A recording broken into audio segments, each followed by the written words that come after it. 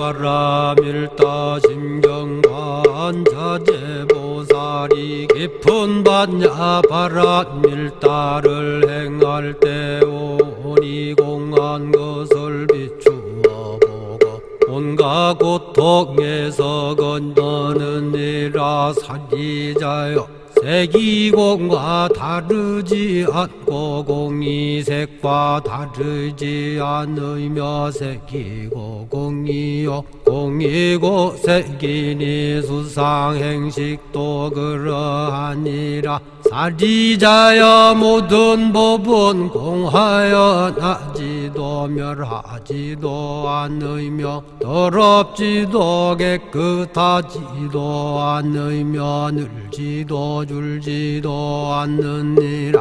그러므로 곳 가운데는 색이 없고 수상행식도 없으며 안이비설신의도 없고 색성향 미촉법도 없으며 눈의 경계도 의식의 경계까지도 없고 무명도 무명이담까지도 없으며 늙고 죽음도 늙고 죽음이 다함까지도 없고 고진열도도 없으며 지혜도 얻음도 없느니라. 얻을 것이 없는 까닭에 보살은 반야바라밀다를 의지함으로 마음에 걸림이 없고 걸림이 없으므로 두려움이 없어서 뒤바뀐 헛된 생각을 멀리 떠나 완전한 열반에 들어가며 삼세의 모든 부처님도 반야바라밀다를 의지함으로 세상의 깨달음을 얻느니라. 반야바라밀다는 가장 신비하고 밝은 주문이며 위없는 주문이며 무엇과도 견줄 수 없는 주문이니 온갖 괴로움을 없애고 진실하여 허망하지 않음을 알지니라. 이제 반야바라밀다주를 말하리라. 아제 아제 바라 아제 바라 승아제 무지사바 아제 아제 바라 아제 바라 승아제 무지사바 아제 아제 바라 아제 바라 승아제 무지사바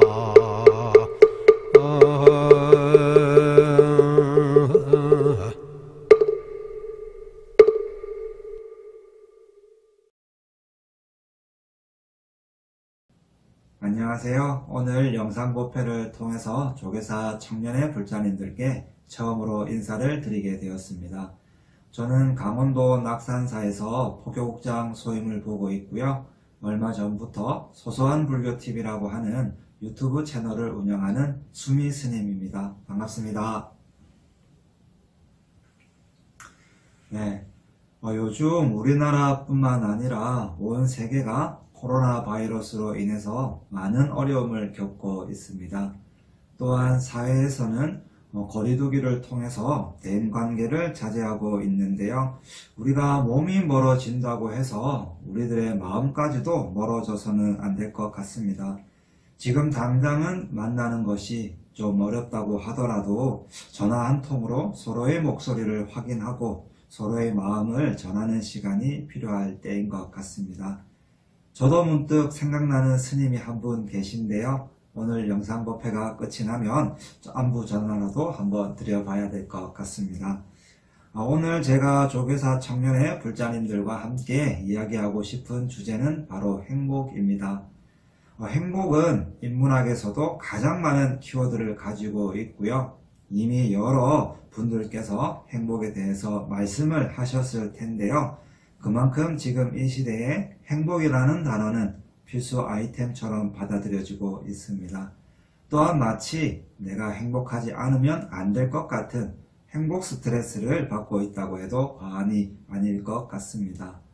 오늘 이 시간을 통해서 우리는 행복한지, 그리고 행복을 얻기 위해서 어떤 노력들이 필요한지에 대해서 함께 이야기해 보도록 하겠습니다. 혹시 여러분은 이 세상에서 누가 가장 소중하십니까? 어떤 분들은 부모님이 가장 소중하다고 말씀하시는 분들도 계시고요. 우리의 부모님들은 또 자녀분들이 가장 소중하다고 말씀을 하시기도 합니다. 친구가 가장 소중할 수도 있고요. 나의 연인이 가장 소중할 수도 있죠. 하지만 이 세상에서 나보다 더 소중한 존재는 없습니다. 나의 부모님이고 나의 자녀고 나의 친구고 나의 연인이기 때문에 나에게 소중한 사람인 것이죠. 이 세상에서 내가 가장 소중하다고 했을 때 그 소중한 내가 이 세상을 살아가는 목표는 무엇일까요? 어떤 사람은 명예를 위해서 살아간다고 말씀을 하시는 분들도 계시고요. 아니야, 나는 돈이 좋아 라고 말씀을 하시는 분들도 계시고요. 아니야, 나는 로맨티스트이기 때문에 나는 무조건 사랑이 최고야 라고 말씀을 하시는 분들도 계실 겁니다. 하지만 돈이든 명예든 사랑이든 그 집합체는 바로 행복이죠. 우리는 행복을 위해서 살아가고 있습니다. 그렇다면 우리는 어떻게 해야 행복을 얻을 수가 있을까요? 행복에도 조건이 필요할까요? 우리가 살아가는 데 있어서 마음이 모든 것을 만들어 간다고 해서 일체유심조라는 말이 있는데요. 사실 마음이라는 것도 환경의 영향을 받습니다. 그러고 보면 모든 것들이 상호작용을 한다고 볼 수가 있죠. 그리고 환경 중에서도 우리에게 가장 많은 영향을 주는 것은 바로 주변 사람이라고 합니다. 지금 만약 내 옆에 누군가 있다면 그 사람이 바로 나에게 영향을 미치고 있는 사람인 것이죠. 그리고 가만히 보면 내 주변에 어떤 사람이 있느냐에 따라 내 기분이나 행동이 변하기도 합니다. 나는 지금 우울한데 즐겁고 행복한 사람이 옆에 있으면 괜히 나도 기분이 좋아지기도 하고요. 지금 나는 즐겁고 행복하지만 내 옆에는 자꾸 부정적이고 우울한 얘기만 한다면 괜히 내 기분도 우울해지게 되죠. 이렇게 우리는 주변의 영향을 받으면서 살아가고 있습니다. 혹시 만약 나는 지금 빨리 행복지수를 높이고 싶어 라고 하는 분이 계시면 지금 당장 최대한 빨리 행복한 사람 옆으로 가시면 됩니다. 행복한 사람은 행복한 사람끼리 모여 있고요. 불행한 사람은 불행한 사람끼리 모여 있습니다. 그러면 우리는 누구와 있을 때 가장 행복을 느낄까요? 연구 결과에 의하면 친구나 가족이라고 합니다. 어떻게 보면 당연한 결과일 수도 있는데요. 이 당연한 결과를 우리는 잊고 지내죠. 소중한 가족 그리고 소중한 친구, 혹시 너무 가까이에 있어서 우리가 소홀하게 대하지는 않으셨나요? 가족은 내가 태어나면서부터 이미 정해지는 관계고요. 하지만 친구는 100% 내가 만들어가는 관계입니다. 나의 행복에 가장 많은 영향을 미치는 친구에 대해서 우리의 위대한 스승이신 석가모니 부처님께서는 어떻게 말씀을 하셨을까요? 한 일화를 소개해 드리도록 하겠습니다. 어느 날 아난다는 부처님께 물었습니다. 부처님이시여, 곰곰이 생각해보니 저로서는 좋은 친구를 사귀고 좋은 벗들과 함께 있다는 것은 이 거룩한 도의 절반은 이룬 것이나 다름이 없다는 생각이 듭니다. 이에 부처님께서는 말씀을 하셨습니다. 아난다여, 그렇지 않다. 그런 생각은 옳지 않다. 아난다여, 우리들이 좋은 친구를 만나고 참다운 벗들과 함께 있다는 것은 그 거룩한 도의 절반이 아니라 진실로 그 전부를 이룬 것이다 라고 말씀을 하셨습니다. 부처님께서도 이렇게 친구의 중요성을 말씀하셨는데요. 그렇다면 어떤 친구가 과연 좋은 친구일까요? 부처님께서 기원정사에 계실 때 젊은 수행자가 부처님께 물었습니다. 부처님이시여, 착한 법과 착하지 않은 법은 어떻게 알 수 있습니까? 부처님께서는 착한 법과 착하지 않은 법은 모두 달과 같다고 말씀을 하셨습니다.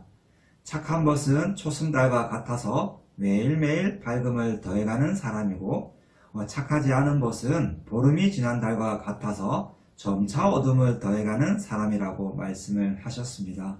그리고 부처님께서는 밝음과 어둠에 따른 4가지 부류의 사람을 말씀하셨는데요.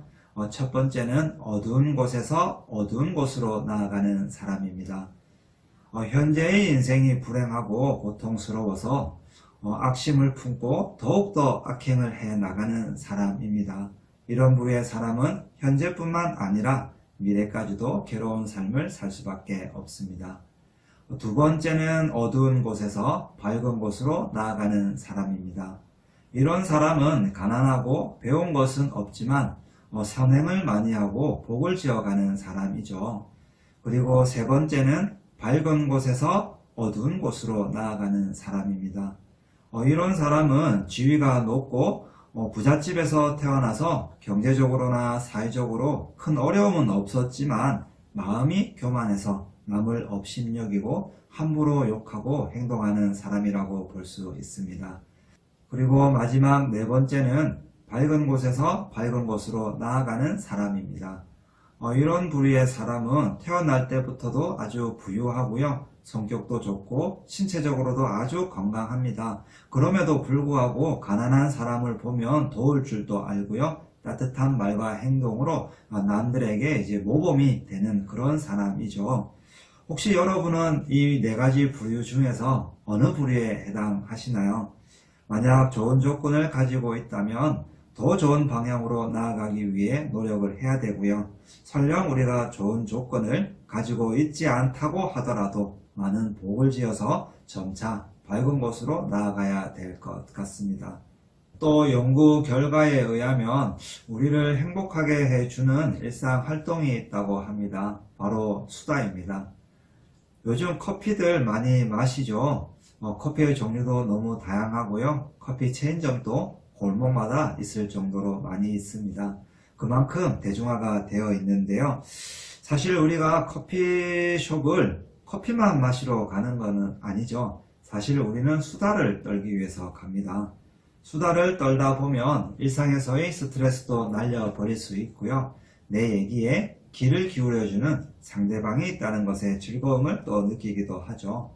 또 우리를 행복하게 해주는 것 중에 하나가 바로 맛있는 음식입니다. 여러분은 어떠세요? 맛있는 음식을 먹을 때 행복하지 않으세요?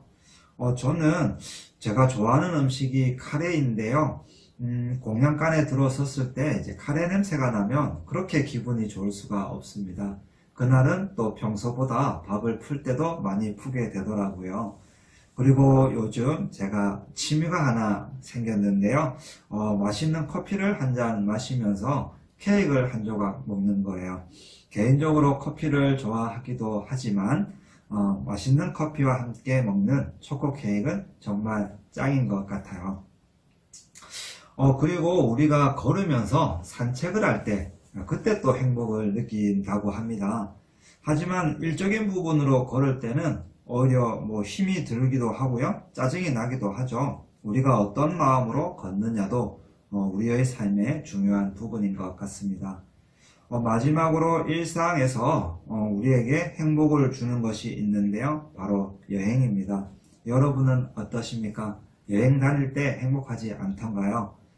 만약 동행하는 사람이 있으면 그 사람과 수다도 떨고 여행을 다니면서 맛있는 음식도 먹고 그리고 많이 걷게 되죠. 이 모든 것을 포함하는 것이 바로 여행입니다.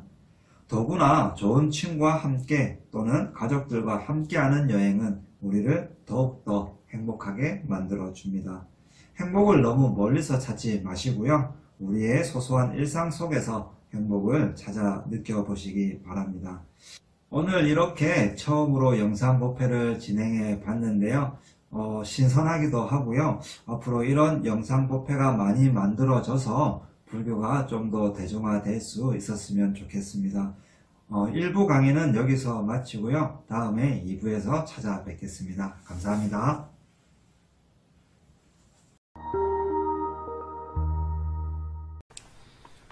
스님, 저는 요즘에 고민이 있습니다. 연애를 너무 하고 싶어요. 근데 저는 부끄럼도 많고 자신감이 없습니다. 조계사 청년회에 들어와서 마음에 든 법우님이 한 분 계시는데 참 다가가기 좀 겁나요. 나 안 좋아하면 어쩌지? 또 사귀는 사람이 있으면 어쩌지? 이런 생각을 많이 합니다. 스님, 인연이라는 게 진짜 있겠죠? 있죠. 그리고 부끄러움 고치고 싶은데 어떻게 하면 좋을까요? 부끄러움 고치고 싶으신 분 저 찾아오세요. 제가 1대1 특강해 드릴게요. 그 부분에 있어서는. 자, 인연은 있는데요. 일단 자기가 좋아하는 사람이 생겼잖아요. 우리 법인들 그거 다 아시죠? 타이밍. 사랑은 타이밍입니다. 네. 고백을 해야죠. 고백을 일단 해봐야죠. 마음에 들면. 호감이라도 있다가 표시를 해봐야죠. 근데 그 아무것도 안 하면은요. 정말 아무것도 아닌 게 돼요. 용기 있는 자가 어차피 인생은 한 번 흘러가서 안 돌아가기 때문에 죽을 쓰든 밥을 쓰든 부딪히는 사람이 왕도야. 부딪히는 사람이 불자야. 겁을 먹지 말라는 얘기야. 일단 내가 그 마음이라도 표출한 그 순간부터 인연에 그 고리가 생기는 거지 아무것도 안 했는데 무슨 인연이 생겨요. 그러니까 시도를 해야죠. 그리고 망설이면 망설이는 만큼 인연과 기회는 자꾸 뒤로 갑니다. 고백을 하고 여러분, 인연은 타이밍입니다. 가서 말이라도 걸으세요. 커피라도 한잔 하면서 친분이라도 쌓고 그러면서 이제 정 들어가는 거지. 그 용기가 안 날 때는 스님한테 와. 스님한테. 명경 스님이나 찾아가서 그 법우자리하고 커피 한잔 할 수 있게끔 자리를 마련해 주라. 근데 이제 고민 상담 스님, 연애 상담 스님한테 하는 경우 어디 있어. 그 용기를 내야 합니다. 그래서 용기 있는 자가 미인을 얻고 미남을 얻습니다. 부끄러움이 많으면 그만큼 이제 섬세한 사람인 거예요. 부끄러움은 이제 내가 저 사람한테 혹여 실수를 하진 않을까 이런 걱정이 있다 보니까 자꾸 자기를 숨기거든요. 근데 요즘엔 자기를 숨겨서 자기를 알릴 수가 없습니다. 그게 좋을 때야. 이때가 여러분 가슴 뛸 때가 좋을 때입니다. 누구를 보면 가슴이 뛴다는 건 뭐냐면 청춘이야, 청춘. 살아있는 거야. 그렇기 때문에 부딪혀서 과감하게 차 한잔 하자. 좋아한다. 고백을 해라. 그러면 거기 이제 답을 얻고 나서 편히 자든가 또 실현을 당하고 또 딴 남자 찾으면 되니까 스님은 연애를 많이 하라고 그래요. 그래야 좋은 남자 만나. 좋은 여자도 똑같아. 그래서 많이 겪어봐야 된다. 어떻게든 말 한마디라도, 그러니까 하루에 한 가지씩. 그러니까 법회에 나오면 같이 뭘 먹으러 갔어요. 그러면 나는 이걸 좋아하는데 법우님 뭘 좋아하세요? 이런 식으로 좀 상대방과의 그 고리를 자꾸 만드세요. 그래야 거기 어디 하나라도 걸쳐집니다. 내가 다 이렇게 갈고리 안으로 넣고 있으면 누가 와서 날 걸어요. 이렇게 하고 있어야 누가 날 이렇게 잡아주기라도 하죠. 그래서 당장이라도 가서 고백을 해라. 고백을 하면 답을 얻는다. 그래 힘이 안 나면 또 이 부분도 간스님 기도를 해라. 간스님 그 사람한테 내가 용기를 고백을 할 수 있게 용기를 주십시오 하고 간설모사를 찾아라. 그럼 답이 되지 않을까 생각합니다. 네. 어쨌든 부끄러움 없애고 싶으면 저 찾아오세요. 그러시면 됩니다. 네. 고백하세요. 그리고 네.